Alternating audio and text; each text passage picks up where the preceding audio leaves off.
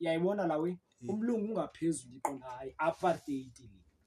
Asoze i-apartheid le. Yaqonda okay xa nifika pha kuthiwa nqanda fondi nanga abantu bakuba yalo. Ndathatha umlungu lo ndambeka ngaphantsi ndathatha lo mnyama yena lungumXhosa ndambeka phezulu ndathi betha inqindi wena hayi wabetha ele kuyaguqulwa nje ndimthatha ndimbeka phezulu ndathi hayi jonga fondini ulwele ii-ancestors zethu wena nanto nama-comrade wethu iba ngaphezulu betha lo mlungu mani. Eyi phakama lawe entshini yabo athe phakama lawe entshini lawe qonda uthenda bandla lawe yabo vulela i-case ngaloo nto leyo yabo yavulela i-case ngaloo nto leyo fumaniseke ke ngoku-3 yahamba noxoxa ndaya police station yayoxoxa xa ndifika lawe i-police station kwakumagistrate negqwetha lam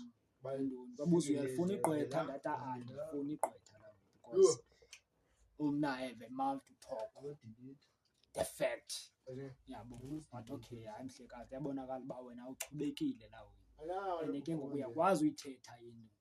yabuzwa ke bhuti lo sisi uMichelle lo ngumlungu plus uNdimphiwe balwile yabo kuthiwa ngama-Cherokee oyi-2 kwenzeke ntoni you understand hey yayicinga yaqonda uba noMandela mos wagwetywa 27 years eRobben Island ngenxa yothetha inyani khame nandibela iqhawe kuba kaloku ndandibelwela lo mnyama kakade ndambeka phezulu ndaphakamisa isandla kuthiwa bana mhlekazi phakamisa isandla sase-right uvume uba uzawuthetha inyani lento lekhotha ndaqonda ukuthi ndaphakamisa isandla kodwa kwenzeka ntoni ndathi kumtshutshisi lo phaa phezulu asikaye ejajini mtshutshisi ndathi I fought against the white domination and I fought against the black domination. I've cherished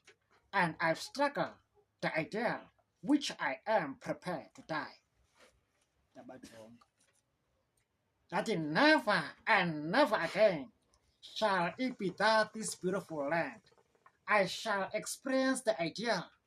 and the dignity of being one another. Yay! Khuza ngumuntu ekhote la ukuthi hey hayi number 1 yabo